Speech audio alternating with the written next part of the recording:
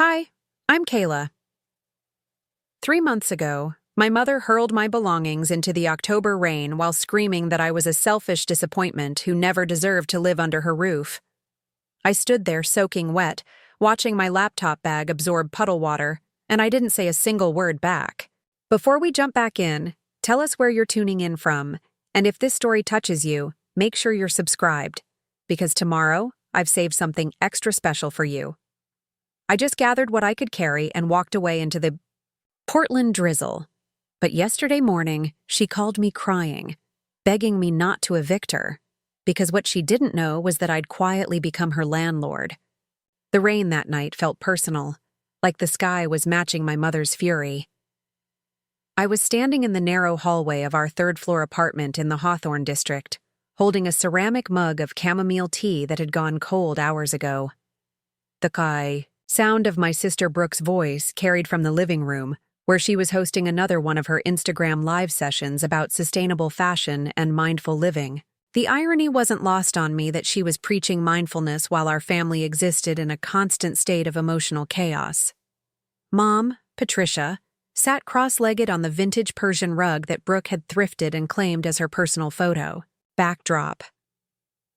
She was nodding along enthusiastically as Brooke explained her morning routine to 347 viewers who hung on her every word about matcha lattes and meditation apps. I'd counted the viewers earlier when I passed by the room, curious about what made my sister so magnetic to strangers when she barely acknowledged my presence most days. I leaned against the kitchen doorframe, invisible as always, watching my family perform their version of harmony for an audience that would never see the cracks. Brooke's ring light cast everything in a warm, forgiving glow that made even our cramped apartment look like something from a lifestyle magazine. She gestured toward Mom with manicured nails painted sage green, calling her my biggest inspiration and the woman who taught me that self-care isn't selfish. Self-care. The phrase hung in the air like incense, sweet and suffocating. I thought about how Mom had forgotten to buy groceries again this week, leaving me to stretch my part-time barista wages to cover basic necessities. I thought about how she'd borrowed my emergency fund last month for Brooke's photography equipment, promising to pay me back when her freelance graphic design gigs picked up. That was 6 weeks ago. The apartment felt smaller every day, shrinking around me like a sweater in hot water. Brooke had claimed the sunny bedroom with the exposed brick wall and large windows facing Division Street. Mom slept in what used to be the dining room, having converted it into her creative space where half-finished art projects and empty wine bottles created a landscape of abandoned intentions. I'd been relegated to the windowless den off the kitchen, a space barely large enough for a twin mattress and a plastic storage drawer that held everything I owned. My phone buzzed with a text from my manager at Grind Coffee, asking if I could cover an extra shift tomorrow morning. I was already working 32 hours a week while taking night classes at Portland Community College, but the money was necessary. Nobody in my family seemed to understand that my disappearance from family dinners and weekend adventures wasn't antisocial behavior. It was survival economics. "Oh, hold on, everybody." Brooke's voice suddenly shifted, losing its practiced sweetness. Her eyes had found me in the doorway. "Can you not hover like that? You're literally killing my vibe right now." I blinked, caught off guard by the sudden spotlight. Mom's head turned toward me with an expression I'd seen too many times.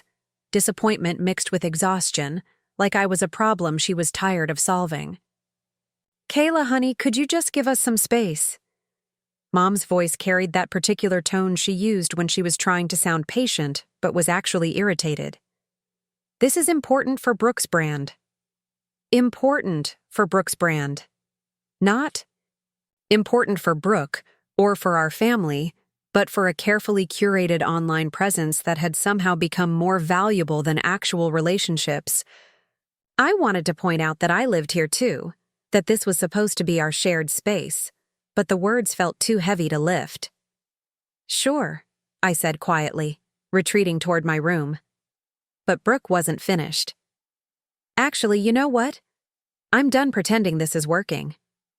She stood up abruptly, nearly knocking over her ring light. Her voice had shifted from Instagram sweet to something sharp and cutting. "You guys, I'm so sorry, but I need to deal with some family drama really quick. I'll be back in like 10 minutes. With some exciting news about my collaboration with—" She ended the live stream and turned to face me fully. Her sage green eyes, the same color as her nail polish, were bright with something that looked like relief, like she'd been waiting for an excuse to say what came next. "I can't do this anymore, Kayla. You're like this dark cloud that follows our family around. Every time something good happens, you find a way to make it about your problems. Every time I try to create something positive, you're there being all negative and weird." The words hit me like cold water, shocking in their directness. I looked at Mom, waiting for her to intervene, to say that Brooke was being unfair or harsh. Instead, Mom stood up slowly, brushing invisible dust off her yoga pants. "Brooke's not wrong," Mom said, and her voice was steady, certain. "You've been different since you graduated high school. Distant, critical. It's like you blame us for your own choices." My throat felt tight. What choices? The choice to work instead of focusing on school. The choice to take random community college classes instead of having a real plan. The choice to act like you're above this family when we've given you everything. Everything. I thought about my room that wasn't really a room, my clothes that had been hand-me-downs from Brooke until I could afford my own, my textbooks that I bought used and sold back immediately to cover rent money that I'd been contributing since I turned 18. I thought about the birthday last year when they forgot entirely, too caught up in Brooke's latest photography project to remember. "I'm not acting like anything," I said, and my voice was barely above a whisper. "I'm just trying to get by." "Get by?" Brooke laughed, but it wasn't a happy sound. "You're trying to make us all feel guilty for having ambitions. You're trying to make Mom feel bad for supporting my dreams. You walk around here like some martyr, like you're doing us all these huge favors by existing." The accusation was so far from my reality that I couldn't immediately respond. I wasn't trying to be a martyr. I was trying to be invisible, to take up as little space as possible, to not be a burden. But somehow, even that had become a crime. "You know what your problem is?" Mom joined in, and her voice was getting louder, more confident. "You don't support this family. You don't celebrate our wins. When Brooke got that sponsorship deal with the sustainable clothing company, you couldn't even be happy for her. You just made some comment about how expensive ethical fashion is, like you were trying to ruin the moment." I remembered that day. Brooke had been excited about partnering with a company that sold $60 t-shirts made from organic cotton. I'd mentioned, quietly, that it was hard for me to relate to content about affordable ethical fashion when the cheapest item in their collection cost more than I made in a day. I hadn't meant it as criticism, just as an observation about my own reality. "You're jealous," Brooke said, and the word hung in the air like an accusation. "You're jealous that I'm building something, that people actually want to hear what I have to say. You're jealous that Mom and I have a relationship and you just don't." The truth of that last part stung because it wasn't entirely wrong. I was envious of their easy closeness, their shared interests, their ability to spend whole afternoons together without conflict. But I'd never tried to undermine it. If anything, I'd tried to stay out of their way. "I'm not jealous," I said. But even as I said it, I wondered if that was entirely honest. "I'm just trying to figure out my own life." "Well, maybe you should figure it out somewhere else," Mom said, and her voice had reached a volume that probably carried through the thin walls to our neighbors. "Because this energy you're bringing into our home is toxic. It's affecting Brooke's work. It's affecting my peace of mind. And frankly, I'm tired of walking on eggshells around your moods." My moods. I thought about all the evenings I'd come home exhausted from work and school, trying to decompress quietly in my tiny room. I thought about all the times I'd listened to them laugh together in the living room while I studied alone at the kitchen table. I thought about how carefully I'd tried to avoid conflict, how I'd swallowed my own needs to keep the peace. "What do you want me to do?" I asked, and I could hear my own voice getting smaller. "I want you to grow up," Mom said. "I want you to stop acting like the world owes you something and start contributing to this family instead of just taking from it." Taking from it. The phrase echoed in my head as I thought about my rent contributions, my grocery money, the utilities I'd been helping with since I started working, but apparently, financial contribution wasn't what she meant. "I want you to support your sister's dreams instead of undermining them with your negativity," Mom continued. "I want you to be grateful for what you have instead of acting like we've somehow failed you. And if you can't do that, then maybe you need to find somewhere else to live." The ultimatum hung in the air between us. Brooke was watching with her, arms crossed, looking satisfied, like this confrontation had been building for months and was finally reaching its necessary conclusion. Mom was breathing heavily, her cheeks flushed with the exertion of finally saying everything she'd apparently been thinking. I stood there for a moment, trying to process what had just happened. Part of me wanted to defend myself, to explain how hard I'd been working, how carefully I'd been trying to navigate our family dynamics. Part of me wanted to point out the unfairness of being blamed for problems I hadn't created. But a larger part of me felt suddenly, overwhelmingly tired. "Okay," I said quietly. "Okay, what?" Mom demanded. "Okay, I'll find somewhere else to live." The speed of my agreement seemed to catch her off guard. Maybe she'd expected me to fight, to argue, to beg for another chance. But I was done. Done with defending my right to exist in my own family, done with trying to shrink myself small enough to fit into their vision of harmony. "Good," Brooke said, but her voice had lost some of its earlier conviction. "When?" "Now," I said. And that's when Mom's expression changed. The flush in her cheeks deepened, and her eyes took on a wild quality that I'd seen before, usually after she'd had too much wine and was feeling either very sentimental or very angry. "Now?" she repeated. "Right now? Don't be dramatic, Kayla. You can't just pack up and leave in the middle of the night. Where would you even go?" But I was already moving toward my room, already mentally cataloging what I could carry and what I'd have to leave behind. I pulled my duffel bag from under the bed and started stuffing it with essentials. 3 days' worth of clothes, my laptop charger, my school notebooks, the small amount of cash I kept hidden in an old jewelry box. "What are you doing?" Mom's voice had followed me, and when I looked up, she was standing in my doorway looking panicked. "I'm leaving," I said, zipping the bag closed. "Like you asked." "I didn't ask you to leave tonight. I said maybe you should find somewhere else to live. Eventually. When you've figured things out." But I was done with eventually.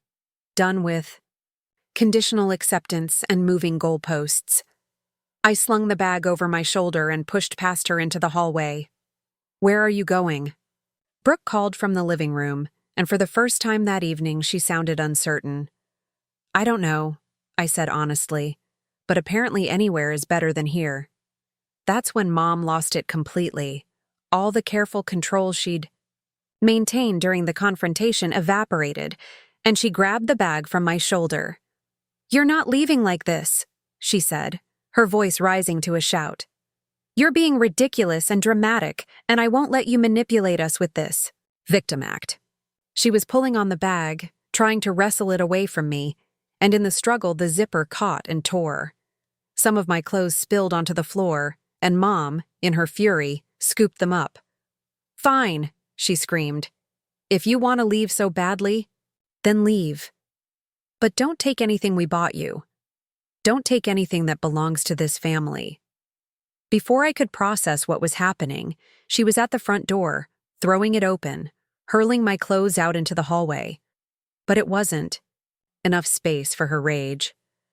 She pushed past me, down the stairs, out into the October night where the rain was falling in steady sheets. I followed her, watching in shock as she threw my belongings onto the wet sidewalk. My favorite sweater landed in a puddle. My work uniform got caught on a bicycle rack. My copy of The Great Gatsby, which I'd annotated carefully for my literature.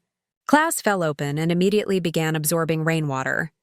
Preparing and narrating this story took us a lot of time, so if you are enjoying it, subscribe to our channel. It means a lot to us. Now back to the story. "Mom, stop," I said, but my voice was lost in the sound of rain and her continued shouting. "You want to be independent? You want to act like this family has done nothing for you? Fine. Be independent. See how far you get without us." She was crying now, tears mixing with rain on her face, but she didn't stop. She kept throwing, kept shouting, kept performing her fury for anyone who might be watching from their windows. I stood there getting soaked, trying to salvage what I could, but there was too much and it was too wet and I was too stunned to be efficient. When she finally ran out of things to throw, Mom stood there breathing heavily, her hair plastered to her head, her expression wild and strange. Brooke had appeared in the doorway of our building, watching from the dry safety of the lobby, her face pale and shocked. "There," Mom said, her voice hoarse from shouting. "Now you can really see what it's like to have nothing." I gathered what I could carry, my laptop bag, which had stayed mostly dry, some clothes that had landed on the concrete rather than in puddles, my wallet and phone. The rest would have to stay. My annotated textbooks, my winter coat, my photographs from high school. All of it abandoned on the sidewalk like the physical manifestation of how my family saw me. I looked at Mom one last time. She was still crying, still breathing hard, but her expression had hardened into something I didn't recognize. This wasn't the woman who used to braid my hair before school, or who taught me how to make pancakes on Sunday mornings. This was someone else entirely. Someone who could throw her daughter's belongings into the rain and feel justified doing it. "I'm sorry you feel like I ruined your life," I said quietly. "I never meant to." And then I walked away, down Hawthorne Boulevard, past the familiar coffee shops and vintage stores, past the life I'd been trying so hard to build in the margins of their approval. I didn't look back. I didn't call anyone.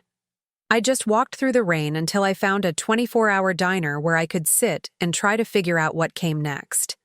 The waitress, a woman about my mom's age with kind eyes and tired shoulders, brought me coffee without being asked and didn't comment on my obviously distressed state.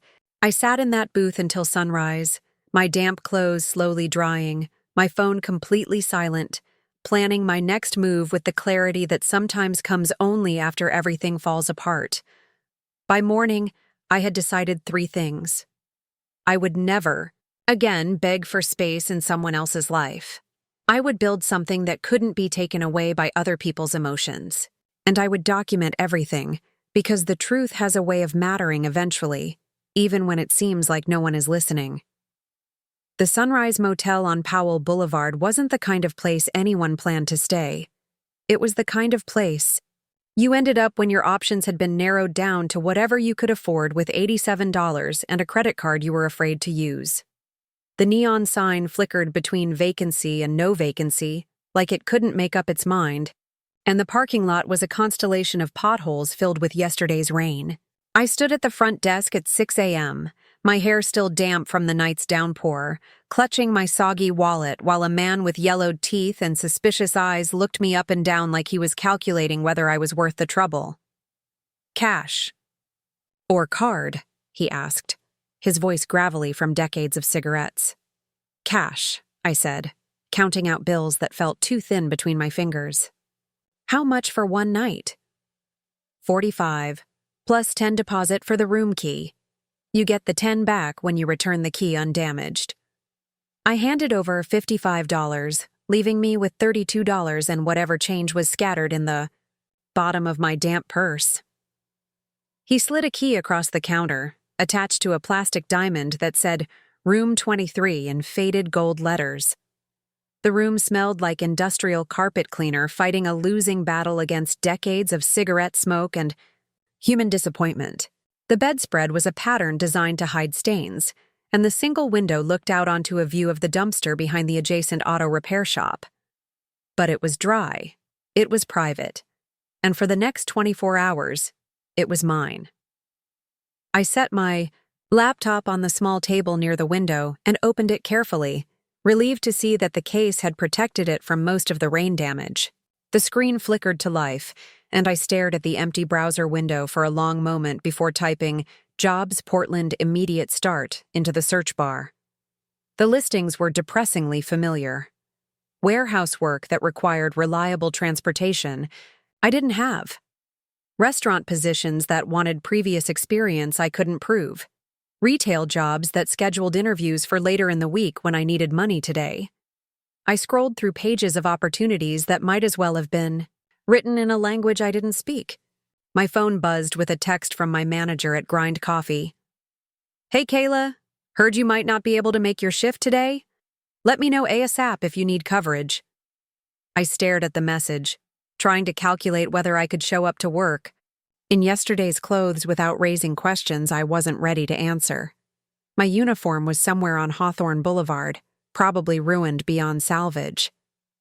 I texted back, "Family emergency. Can I pick up extra shifts this week instead?" It wasn't exactly a lie. The response came quickly. "Of course. Actually, we're short-staffed all week. You can work doubles if you want. Tips have been good lately, too."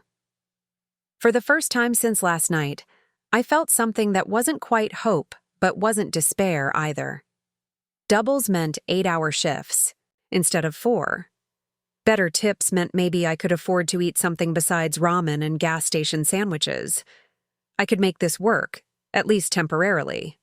I spent the morning walking the few blocks to a Goodwill store that opened at 9, using 15 of my remaining dollars to buy a black polo shirt and khaki pants that would pass for a work uniform. The clothes didn't fit perfectly, but they were clean and professional enough. I bought a small package of travel-sized toiletries and used the store's bathroom to change and attempt to make myself look like someone who hadn't spent the night in a $45 motel room. By noon, I was at Grind Coffee, explaining to my manager Sarah that I'd had a pipe burst in my apartment and would need to work extra hours while dealing with the water damage. She was sympathetic in the distracted way of someone managing a busy coffee shop during lunch rush, more concerned with keeping the line moving than with the details of my personal crisis. "Just let me know what you need," she said, handing me a fresh apron. "We're slammed today anyway, so the extra help is perfect timing." I threw myself into the work with an intensity that surprised even me. Every customer order became a small mission to complete perfectly. Every table I cleaned was scrubbed until it gleamed. Every coffee I made was crafted like it was going to be judged by professionals. The other baristas started commenting on my sudden productivity, joking that whatever had happened to my apartment had turned me into a machine. What they didn't understand was that I was running on a combination of caffeine, adrenaline, and the desperate energy that comes from having no safety net. Every dollar I earned in tips was a dollar that kept me from having to choose between food and shelter. Every shift I worked was proof that I could survive this. During my 15-minute break, I sat in the back office with my laptop, researching. Something that had been nagging at me since I'd overheard a conversation between 2 real estate agents earlier that morning. They'd been discussing rental properties in Southeast Portland, mentioning how difficult it was to find good tenants and how much money property owners were making in the current market. I knew my family's building because I'd lived there for 3 years, but I'd never thought much about who actually owned it. Mom had always handled the rent payments, and I'd assumed it was some faceless corporation or distant landlord. But something about the agent's conversation had made me curious. I pulled up the Multnomah County Property Records website and typed in our address on Hawthorne. The information that came up made me sit back in my chair, staring at the screen. Like the words might rearrange themselves into something that made more sense. The building was owned by Chen Holdings LLC, and according to the records, It had been purchased 18 months ago for significantly less than its current estimated value. The previous owner was listed as Margaret Kowalski, and the sale had been processed quickly, suggesting it might have been a distress sale or estate settlement. But what really caught my attention was a notation in the property tax records indicating that the building was currently operating at a loss, with rental income significantly below market rate for the area. I did some quick calculations based on what I knew Mom paid for our 3-bedroom apartment versus what similar units were going for on Craigslist, and the numbers didn't add up. We were paying at least $300 below market rate, which made no sense for a profit-driven landlord. I was so absorbed in the property records that I almost missed my name being called to return to work. I closed the laptop with more questions than answers, but also with the beginning of an idea that I couldn't quite articulate yet. The rest of my shift passed in a blur of espresso shots and customer interactions that felt increasingly surreal. Here I was, serving coffee to people who probably went home to stable housing and family dinners, while I mentally calculated whether I could afford to extend my motel stay for another night. A woman ordered a $12 specialty drink without hesitation, spending casually what I needed to budget carefully for basic necessities. When my shift ended at 8 p.m., I had earned $63 in wages and $37 in tips. Combined with my remaining money, it was enough for another night at the motel with a little left over for food. But I also had an idea that was either brilliant or completely insane. Instead of heading back to the Sunrise Motel, I walked to the Central Library downtown. It stayed open until 9 p.m., and I needed their computers and free internet for research that was too important to do on my phone. I found a quiet corner workstation and started digging deeper into Chen Holdings LLC. The company had been registered in Oregon only 2 years ago, with an address that led to a small office building in southeast Portland. The registered agent was listed as Vincent Chen, and a quick Google search revealed that he was a 73-year-old retired architect who had transitioned into real estate investment as a second career. But the more I researched, the more curious the whole situation became. Chen Holdings owned only 3 properties, all purchased within the last 2 years, all in neighborhoods that were experiencing rapid gentrification. The Hawthorne building was the largest of the 3, and according to city planning documents, it was zoned for potential redevelopment that could significantly increase its value. I spent 2 hours following digital paper trails, cross-referencing property records with city planning documents and zoning maps. By the time the library announced its closing time, I had compiled a detailed picture of a business strategy that was either very smart or very risky, depending on your perspective. Chen Holdings had purchased undervalued properties in up-and-coming neighborhoods, but instead of immediately raising rents to market rate, they were maintaining below market pricing while investing in minor improvements and renovations. It looked like a long-term strategy designed to build tenant loyalty and maintain full occupancy while waiting for property values to increase enough to justify major redevelopment. As I walked back toward the motel, I couldn't stop thinking about Vincent Chen and what kind of person chooses to prioritize tenant stability over immediate profit. It was such an unusual approach in Portland's competitive rental market that it made me want to understand his motivation. The next morning, I did something that would have seemed impossible just 2 days earlier.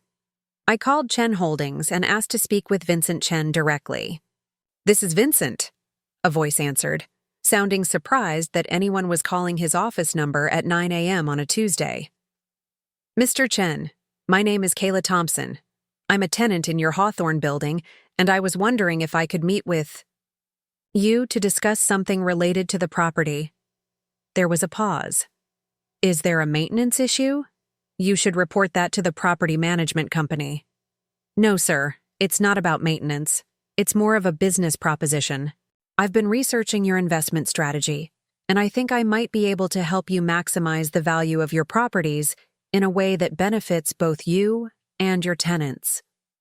Another pause, longer this time. "That's an unusual call to receive. From a tenant. What kind of business proposition? I'd rather explain it in person if you have time. I know it sounds strange, but I think you'll find it interesting. Well, I'll admit you've got my curiosity. I have an hour free this afternoon around 2 p.m. My office is on Division near 28th. Do you know the area? I assured him. I could find it, and spent the rest of the morning preparing for a conversation that could either change my life or confirm that I was completely out of my depth. I researched everything I could find about Vincent Chen, about his previous architectural work, about his transition into real estate investment. I prepared notes on market trends in Southeast Portland, on the potential for the Hawthorne building, on strategies that could benefit both property owners and long-term tenants. But most importantly, I prepared to be honest about my situation. Because if I was going to ask Vincent Chen to take a chance on me, I needed to be willing to take a chance on him. His office was smaller than I'd expected, located above a used bookstore with a discreet sign that simply read, Chen Holdings. Vincent Chen himself was exactly what his voice had suggested. An elderly man with kind eyes and careful hands, wearing a cardigan that looked hand-knitted, and glasses that had probably been fashionable 20 years ago.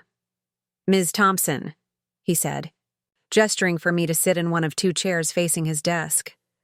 I'll admit, I've been curious about this meeting all morning. It's not often that tenants call wanting to discuss business propositions. Mr. Chen, I need to be upfront with you about something before we start. I'm not currently living in the Hawthorne building. I was evicted by my family 2 nights ago, and I'm staying in a motel while I figure out my next steps. But I've been doing research into your properties and your business model, and I think there's an opportunity that could benefit both of us. His eyebrows raised slightly, but his expression remained attentive rather than dismissive. Go on. You're operating your properties below market rate while making strategic improvements, which suggest you're planning for long-term value rather than immediate cash flow. But you're also losing money on rental income that you could be capturing, without displacing existing tenants. I pulled out the notes I'd prepared, spreading them across his desk. I think you could increase your revenue by 15 to 20% without raising anyone's rent. Vincent Chen leaned forward, studying my handwritten calculations and market comparisons. How? Property management and tenant retention services. You're currently paying a management company to handle basic maintenance and rent collection, but you're not capturing value from services that tenants actually want and would pay for. Things like package receiving, basic household repairs, cleaning, services, even simple financial planning or budgeting assistance. I was talking faster now, excitement overriding nervousness. Most of your tenants are young professionals or students who would gladly pay small fees for convenience services, especially if they trusted the person providing them. And if you could reduce tenant turnover by even 10%, you'd save thousands in vacancy costs and advertising. Vincent was quiet for a moment, turning my papers over and studying the numbers I'd compiled. And you're proposing to provide these services? I'm proposing to start small and prove the concept. Let me manage one building, the Hawthorne property that I already know. Let me implement a pilot program for 3 months. If I can increase your net income without displacing any current tenants, then we can discuss expanding the model to your other properties. And what would you want in return? This was the moment I'd been both anticipating and dreading. A below-market rent apartment in the building and a small percentage of any revenue increase I generate. I'm not asking for charity, Mr. Chen. I'm asking for the chance to earn my place. He was quiet for so long that I started to worry I'd completely misread the situation. Maybe Vincent Chen was just another landlord, and I'd built up some fantasy about his motivations based on limited research. Maybe I was just a homeless 24-year-old with delusions of business acumen. Finally, he spoke.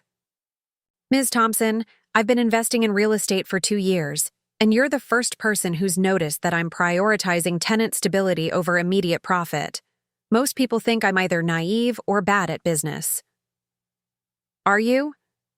He smiled, for the first time since I'd arrived. Probably a little of both, but I'm also trying to build something sustainable. I've seen what happens when landlords treat housing like a commodity instead of like homes where people build their lives. I've watched entire neighborhoods get destroyed by rapid gentrification. So you're willing to make less money to keep communities stable? I'm willing to make less money now to build something that lasts. The question is whether your idea can help me do that while also being financially sustainable. I felt something shift in my chest, a loosening of tension I'd been carrying since that night in the rain. There's only one way to find out.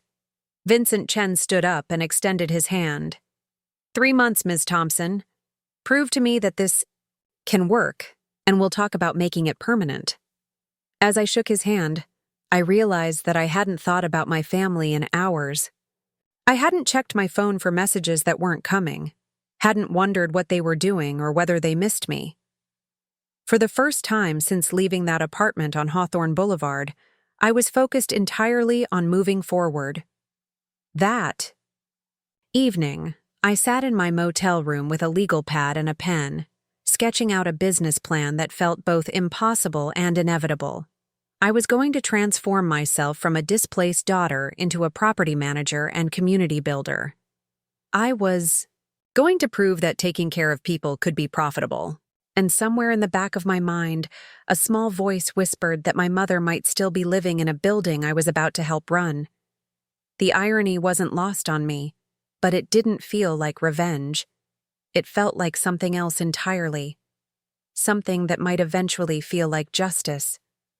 6 weeks into my trial period with Vincent Chen, I was sitting in the basement office of the Hawthorne building, updating tenant files when my phone buzzed with a call from an unknown number. I almost ignored it, assuming it was another telemarketer. But something made me answer. Kayla? The voice was shaky, unfamiliar despite being one I'd known my entire life. Kayla, is this still your number? It was my mother, but she sounded different, smaller. The confidence that had carried her voice during our last confrontation was gone, replaced by something that sounded like desperation. Yes, Mom, it's still my number. Oh, thank God. I could hear her exhale, like she'd been holding her breath. We need to talk. Can you come home, please? Home. The word hung between us like a bridge that had been burned and hastily rebuilt. I looked around the small office I'd created in the building's basement, with its filing cabinets full of tenant information and its wall covered with improvement schedules and maintenance requests. This felt more like home than anywhere I'd lived in years. What's wrong? I asked, instead of answering her question. It's complicated. There's been a mistake, a big mistake. The landlord is trying to evict us, and we don't understand why. Our rent's been paid on time every month. We've been good tenants. But they're saying we have to be out by the end of next week. I felt something cold settle in my stomach. I knew exactly why they were being evicted, because I had recommended it. Not out of spite, but because of what I'd discovered during my first month managing the property. Mom, are you sure your rent's been current? Of course I'm sure. I pay it every month, on the 1st, just like always. But that wasn't true, and I had the records to prove it. When Vincent had given me access to the building's financial documents, I'd found a pattern of late payments going back 8 months. Not just a few days late, but consistently 2 to 3 weeks behind schedule. The previous property management company had been sending late notices, but apparently my family had been ignoring them. What made it worse was the discovery that Mom had been lying to Brooke about it. I'd found emails between the management company and my mother where she'd promised to catch up on missed payments, but the money had never materialized. Instead, I'd pieced together a trail of expenditures from Brooke's social media posts that showed exactly where the rent money had been going. Photography equipment, expensive sustainable fashion pieces for Instagram content, a weekend retreat, in Cannon Beach for creative inspiration. Mom, when was the last time you actually paid rent? Last month. Well, maybe the month before. Things have been tight since Brooke's brand really started taking off. We've had to invest in her equipment and wardrobe. But we were going to catch up. We just needed a little more time. 3 months. They hadn't paid rent in 3 months, which meant they owed nearly $4,000 in back payments plus late fees. And they'd been spending the money on Instagram props while lying to themselves about the consequences. How much do you owe? I asked. There was a long pause. It's not about the money, Kayla. Well, it is, but it's more than that. We tried to contact the new property management company to work out a payment plan, but they said the building ownership has changed hands, and the new landlord isn't accepting partial payments anymore. My throat felt tight. Vincent and I had discussed this exact situation during our weekly check-in meeting the previous Friday. He'd wanted to work with the tenants in Unit 3B who were behind on rent, but I'd advised him that the situation was too far gone for a payment plan to be effective. I'd recommended beginning eviction proceedings while still leaving the door open for the tenants to bring their account current. I hadn't told him that Unit 3B was where my family lived. Mom, $4,000 is a lot of money to be behind. $4,000? Her voice pitched higher. It's not $4,000. Where did you get that number? 3 months of rent plus late fees, I said quietly. That's what $4,000 looks like when you don't pay your obligations. How do you know how much our rent is? The question hung in the air like a trap I'd set for myself. I couldn't explain how I knew without revealing my role in their eviction, but I also couldn't let her continue believing that this was some mistake or misunderstanding. Mom, I need to tell you something. What? Kayla, you're scaring me. Do you know something about this landlord? Did you find something online? I am the property management company. Silence. Complete, absolute silence that stretched so long. I started to wonder if the call had dropped. What did you say? I work for the company that manages your building.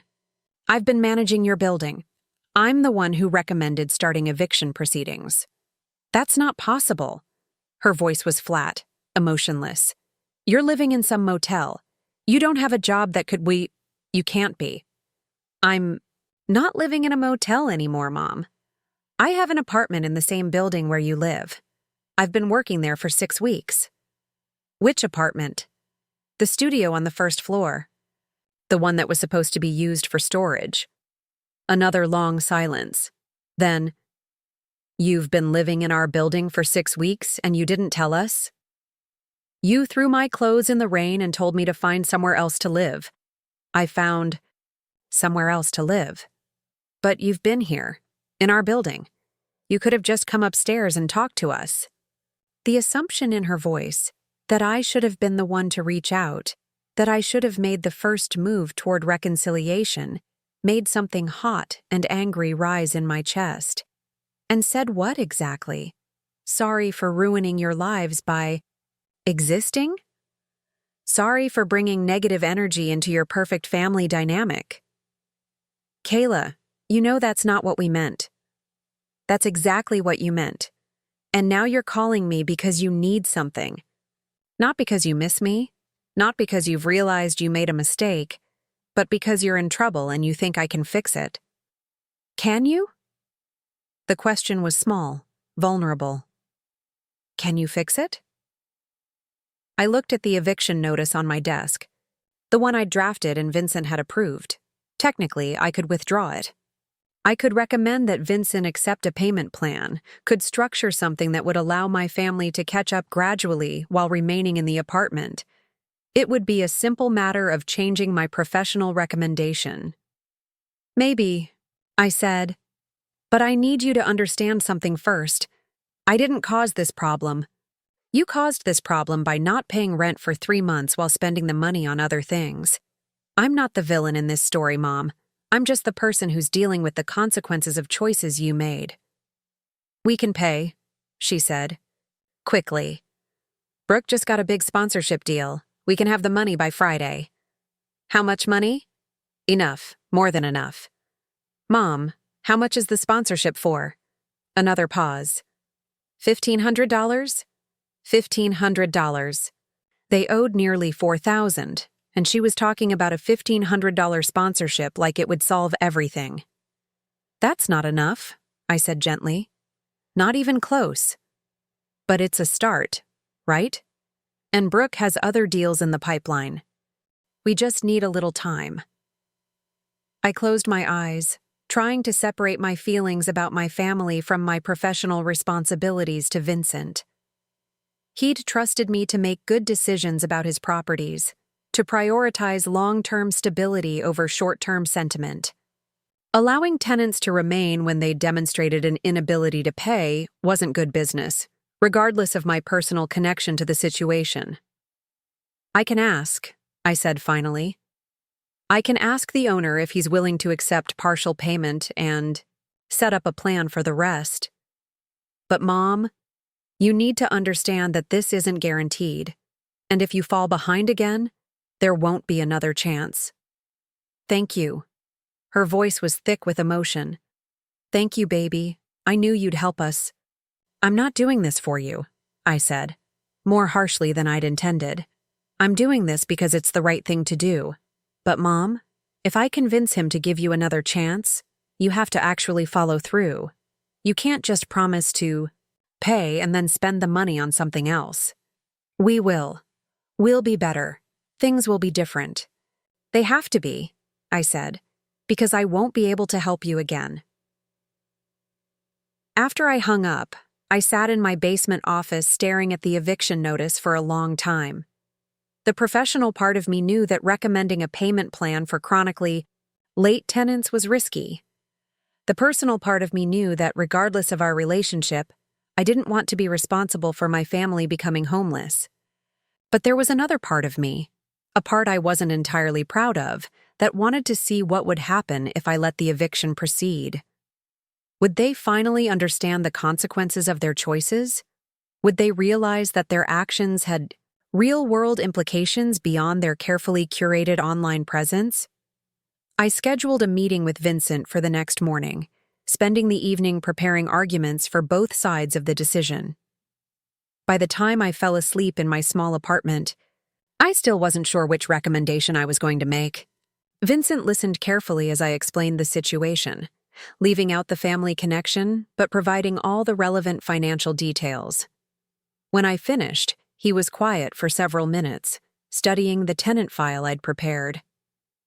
What's your professional recommendation? He asked finally. Honestly, the smart business decision is to proceed with the eviction. They've demonstrated a pattern of prioritizing non-essential expenses over basic obligations. Even if they catch up this time, they're likely to fall behind again. And your personal recommendation? I hesitated.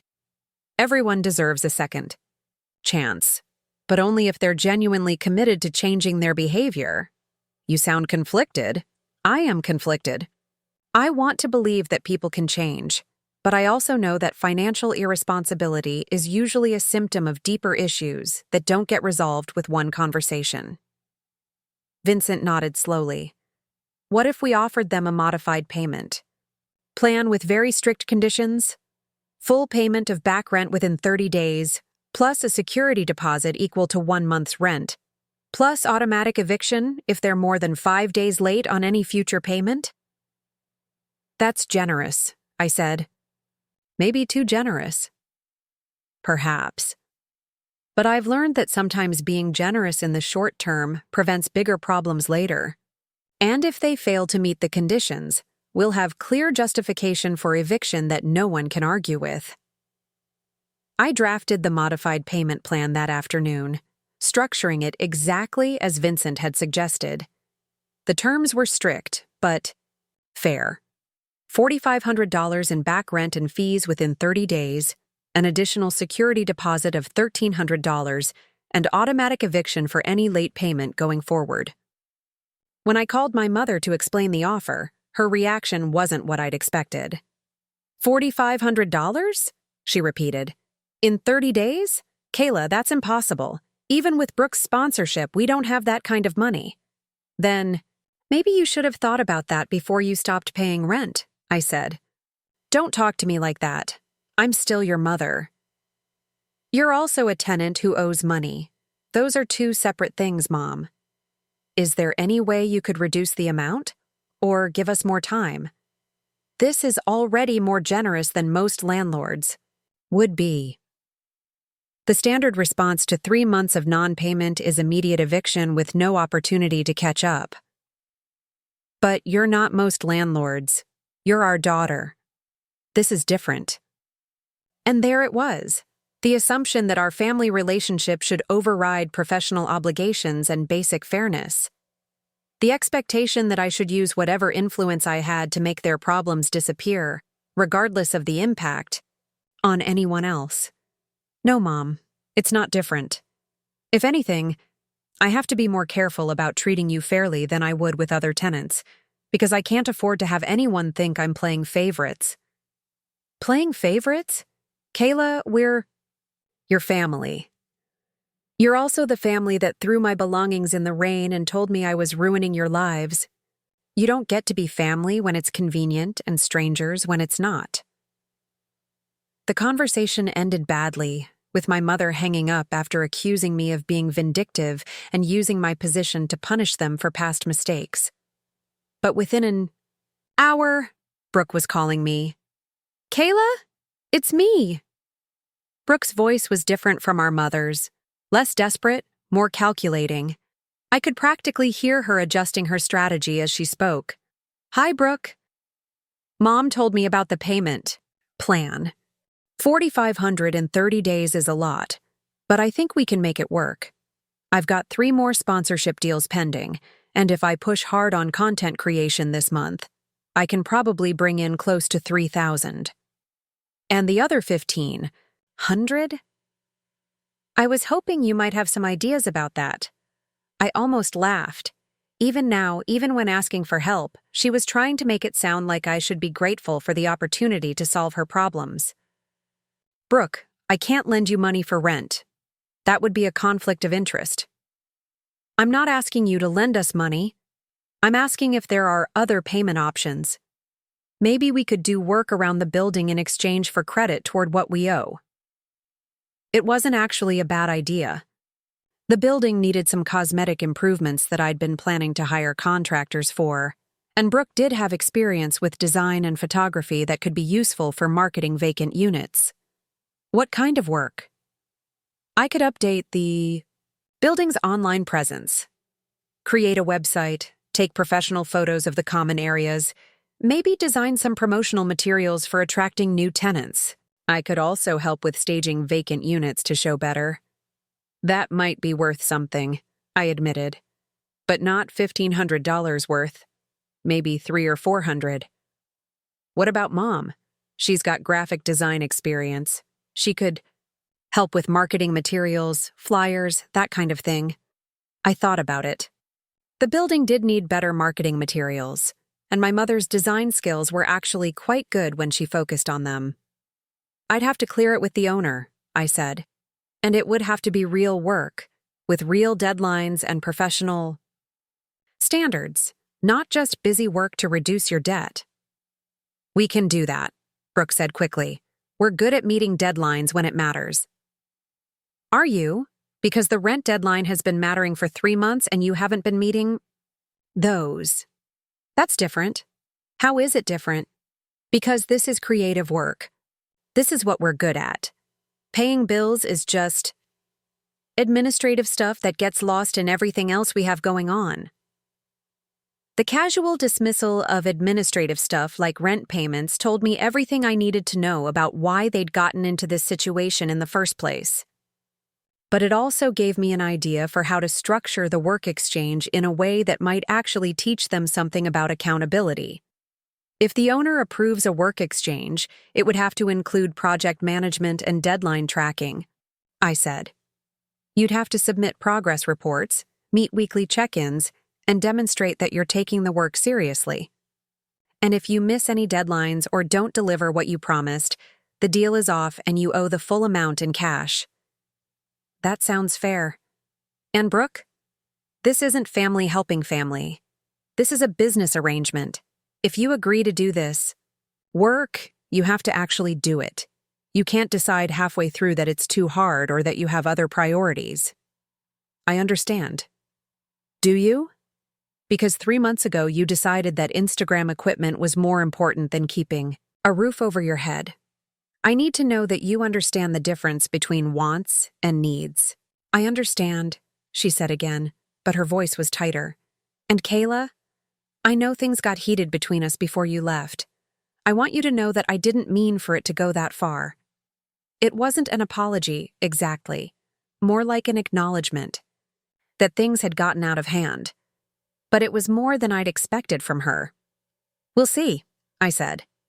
First, let's see if you can actually follow through on your commitments. That evening, I presented Vincent with a proposal for a work exchange program that could reduce my family's debt while providing value to the property. He was intrigued by the concept, especially when I showed him examples of Brooke's photography and design work from her social media. This could actually be quite valuable, he said, scrolling through her Instagram feed. These photos are professionally quality, and we've been needing better marketing materials for months. The question is whether they can actually deliver on schedule and to professional standards, I said. Their track record with commitments isn't great. Well, that's what makes this interesting, Vincent said. If they succeed, everyone benefits. If they fail, we have clear justification for proceeding with eviction. Either way, we'll know where we stand. The modified payment plan I presented to my family the next day was complex but fair. $1,500 in cash within 2 weeks, plus $2,000 worth of completed work projects within 30 days, plus the additional security deposit. If they met all the conditions, their debt would be cleared and they could remain as tenants under much stricter lease terms. My mother's response was immediate relief. Brooke's response was excitement about the creative projects. Neither of them seemed to fully grasp how precarious their situation actually was. But I was about to find out exactly how seriously they were taking this second chance, because I'd structured the work assignments to require not just creativity, but discipline, accountability, and genuine collaboration with me. And for the first time since that night in the rain, I was going to be working directly with my family again. The difference was that this time, I was the one setting the terms. 2 weeks after signing the work exchange agreement, I was standing in the building's lobby at 7 a.m., waiting for Brooke to show up for our scheduled photo shoot of the common areas. She was already 20 minutes late, and I was starting to wonder if this whole arrangement had been a mistake. My phone buzzed with a text. Running super late. Had to wait for perfect lighting for morning routine content. Be there in 15. XOXO. I stared at the message, feeling that familiar knot of frustration form in my stomach. She was prioritizing Instagram content over the work that was literally keeping them from being evicted. Some things never changed.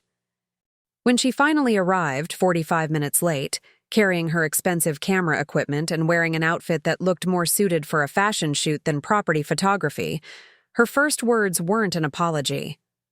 "Oh my God, Kayla, this lighting is actually perfect now. I'm so glad I waited. The harsh morning shadows would have made everything look awful." "Brooke, we agreed on 7 a.m. because that's when the common areas are empty and clean. Now residents are starting to leave for work, which means we'll have to work around people and their schedules."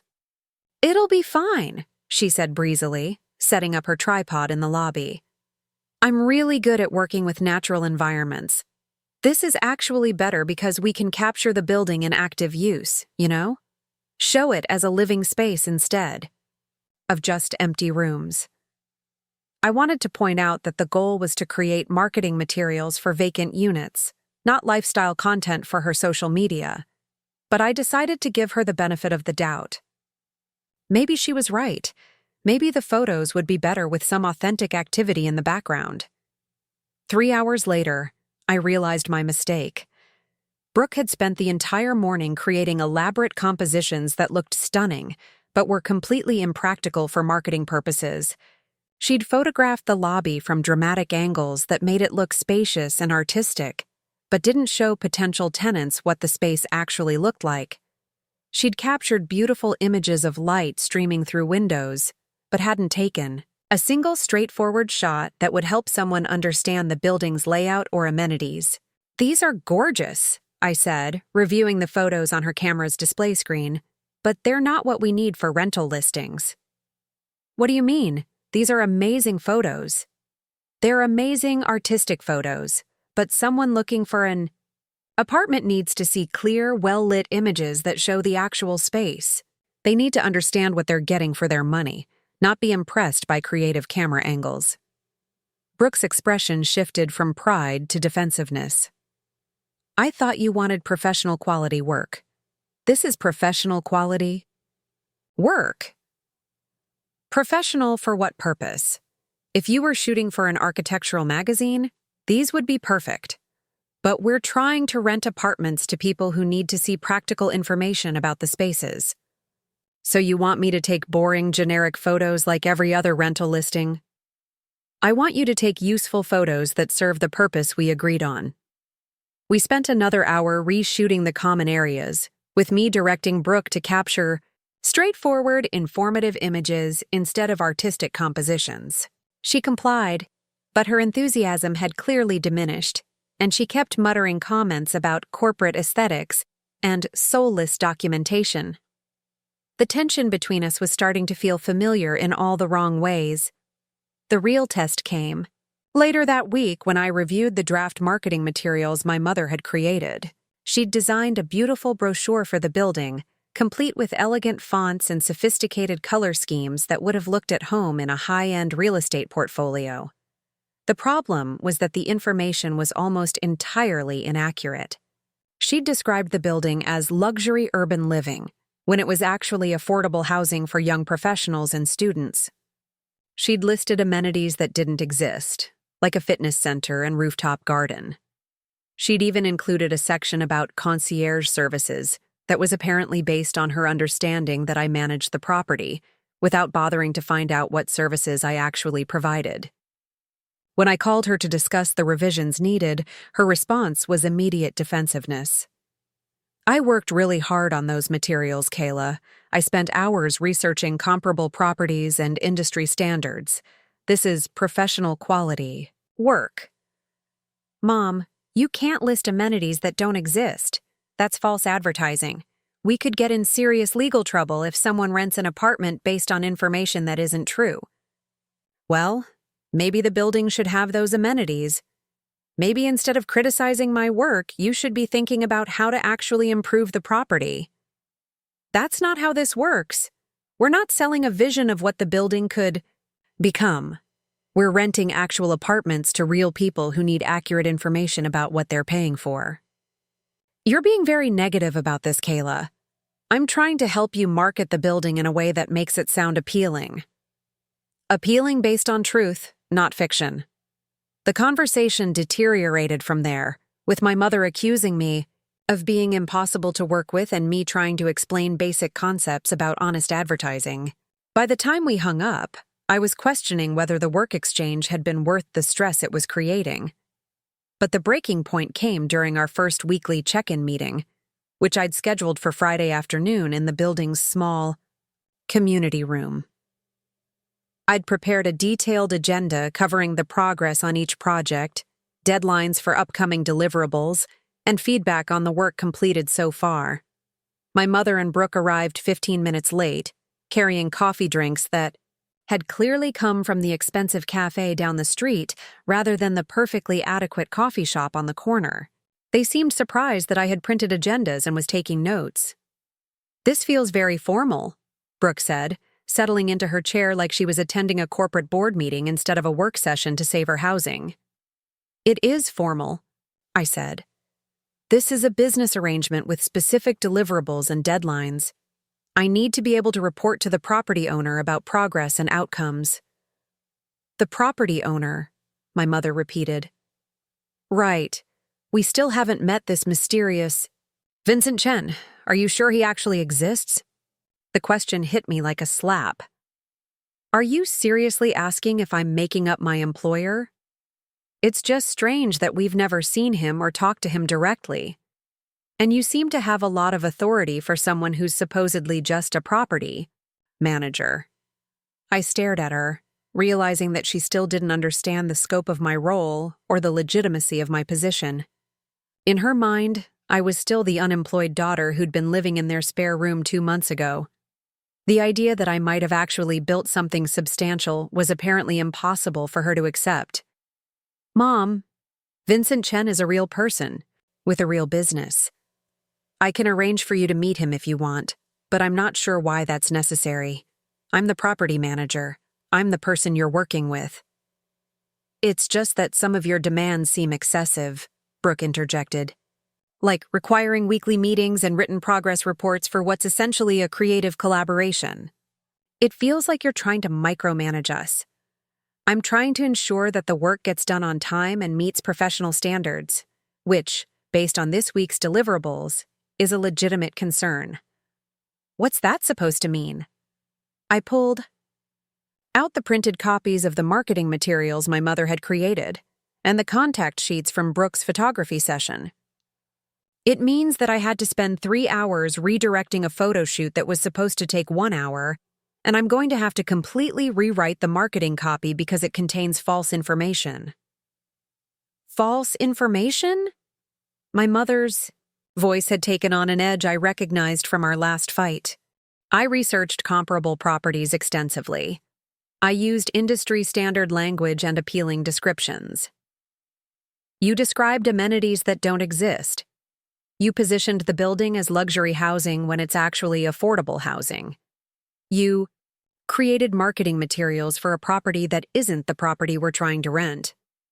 Maybe the problem isn't my marketing materials, she said, her voice getting louder. Maybe the problem is that you're not ambitious enough about what this building could be. Maybe you're settling for mediocre when you could be aiming for something better. Or maybe, I said, my own voice getting sharper, you're doing exactly what you always do, which is creating a fantasy version of reality instead of dealing with what actually exists. The room went silent. Brooke was staring at her phone, clearly uncomfortable with the direction the conversation had taken. My mother was looking at me with an expression I'd seen many times before, the mixture of hurt and anger that appeared whenever someone challenged her version of events. That's not fair, she said quietly. Isn't it?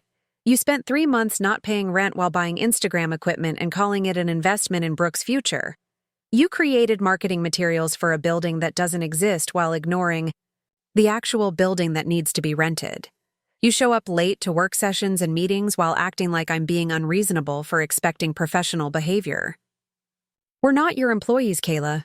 We're your family. No, I said, standing up from my chair. Right now, you're my contractors. You're people who owe money and are working to pay off that debt.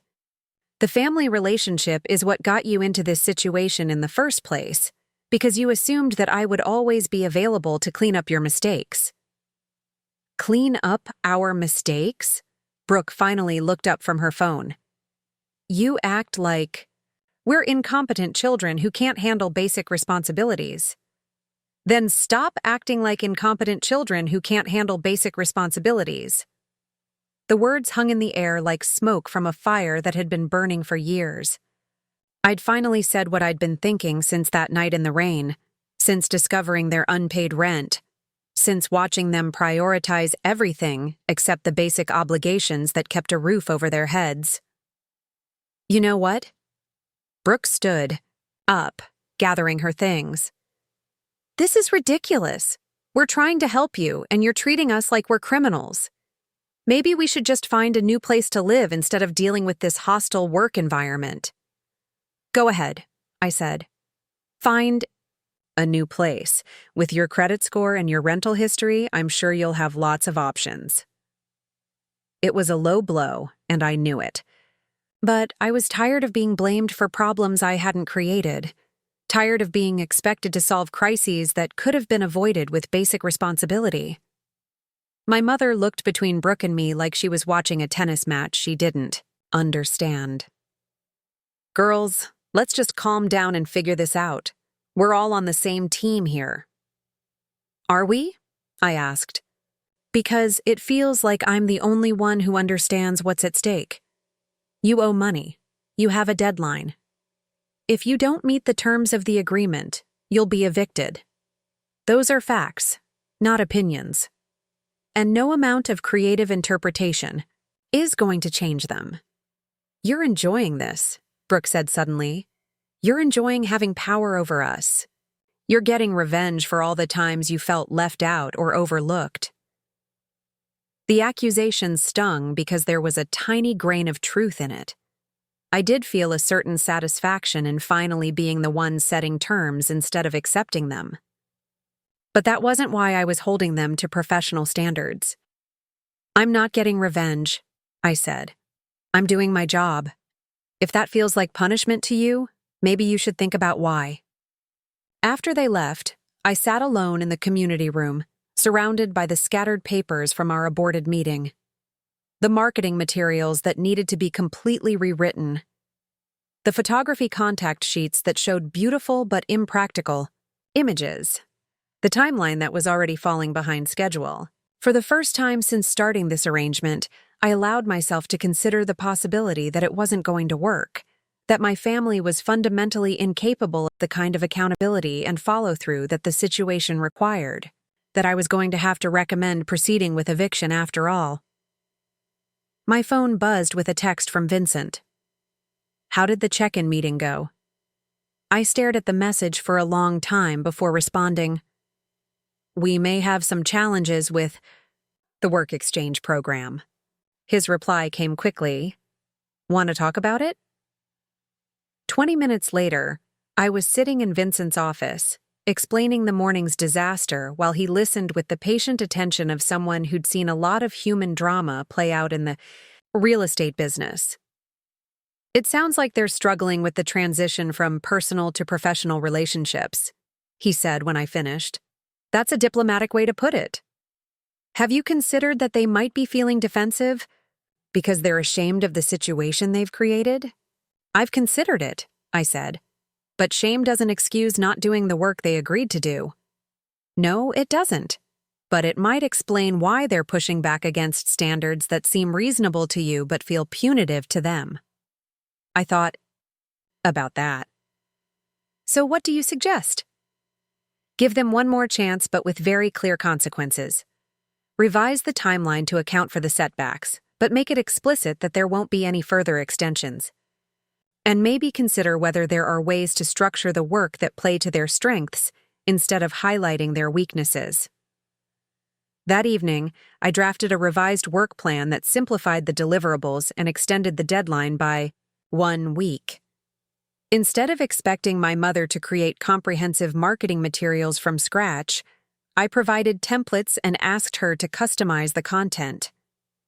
Instead of expecting Brooke to understand rental photography instinctively, I created a shot list with specific requirements for each image. I also added a clause that would terminate the work exchange immediately if they missed another deadline or failed to attend a scheduled meeting without 24-hour notice. When I emailed the revised plan to them that night, my mother's response came within an hour. This looks much more manageable. Thank you for being patient with us. Brooke's response took longer but was more detailed. I think I understand better what you need now. Can we schedule a do-over for the photography? I want to get this right.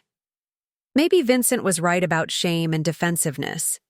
Maybe they were struggling with the adjustment from family dynamics to professional expectations. Or maybe they were just realizing how close they'd come to losing their home and were finally taking the situation seriously. Either way, I was about to find out whether my family was capable of change or whether I was going to have to make one of the hardest decisions of my professional life.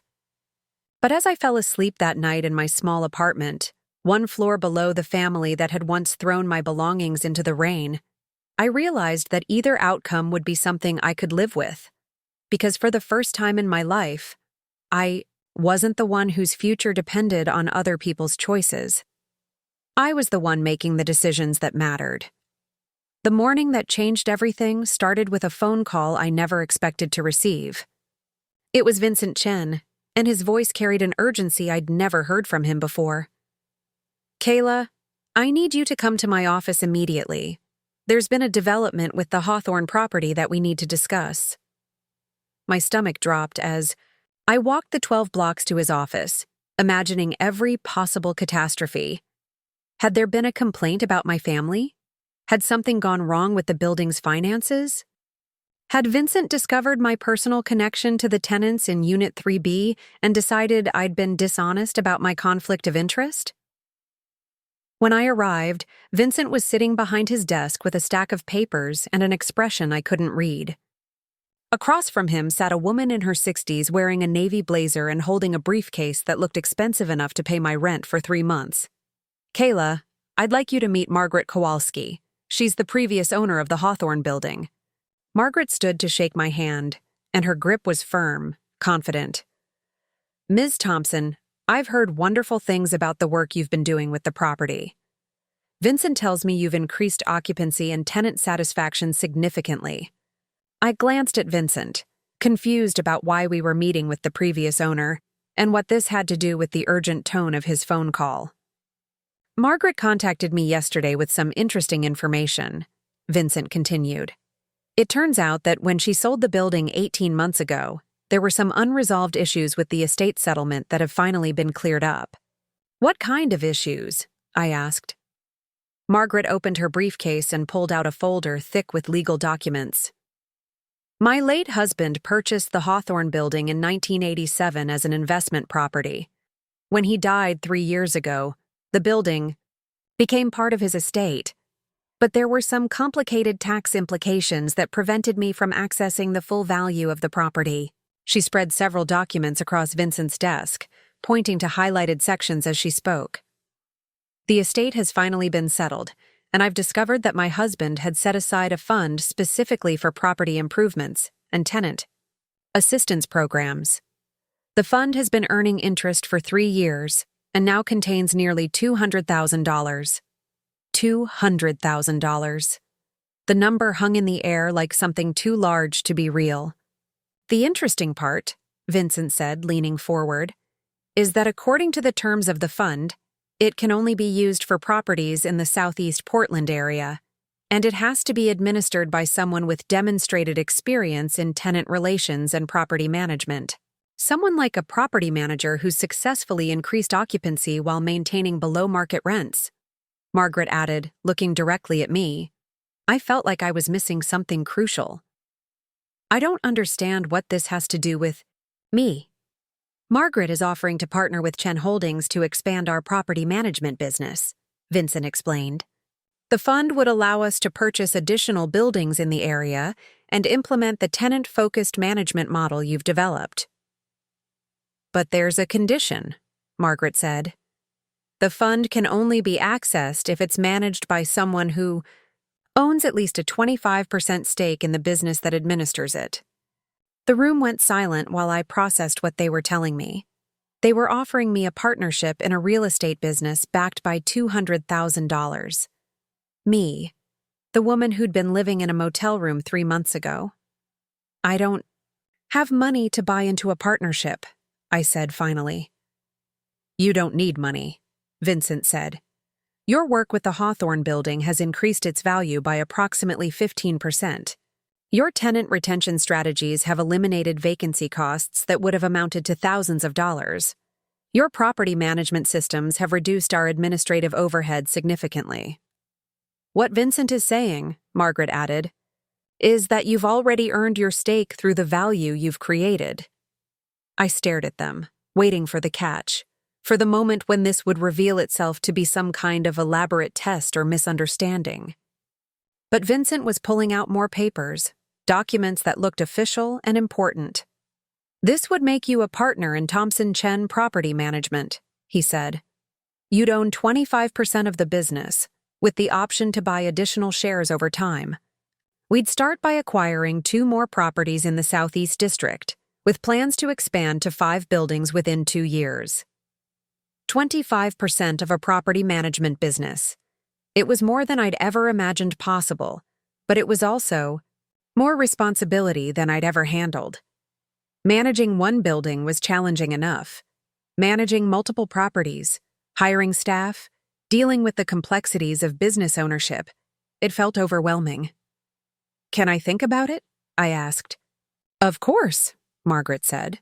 "But I should mention that we'll need an answer by the end of the week. The estate lawyers are eager to finalize the distribution of the fund." I spent the rest of that day walking around Southeast Portland, looking at buildings with new eyes. Instead of just seeing places where people lived, I was seeing potential investments, management challenges, opportunities to implement the systems I'd developed at the Hawthorne building on a larger scale.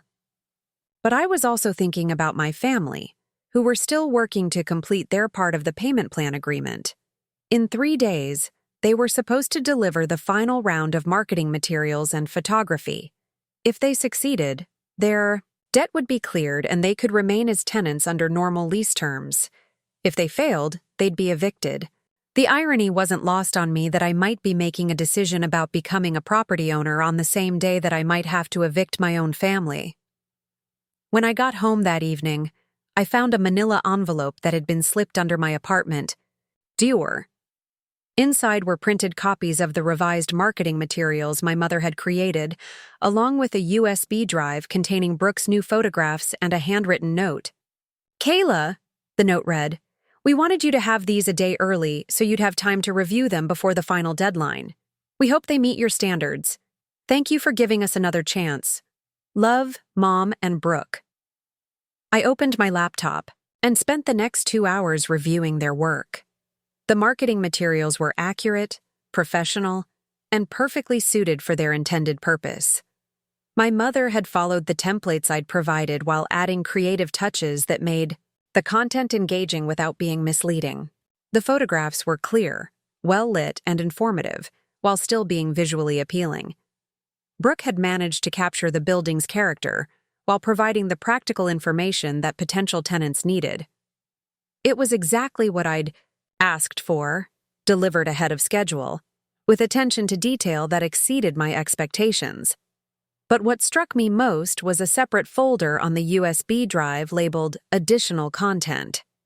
Inside were photographs that Brooke had taken of current tenants in the building's common areas, along with brief interviews she'd conducted about what they liked about living there. My mother had compiled these into a community spotlight section that showcased the building as a place where people actually wanted to live, not just a place they could afford. They'd gone beyond the minimum requirements and created something that added genuine value to the marketing package. I was staring at the computer screen, trying to process this unexpected competence from my family, when my phone rang. It was Brooke. "Did you get the materials?" she asked, and her voice sounded nervous in a way I hadn't heard since we were kids. "I got them," I said. "They're really good, Brooke. Professional quality."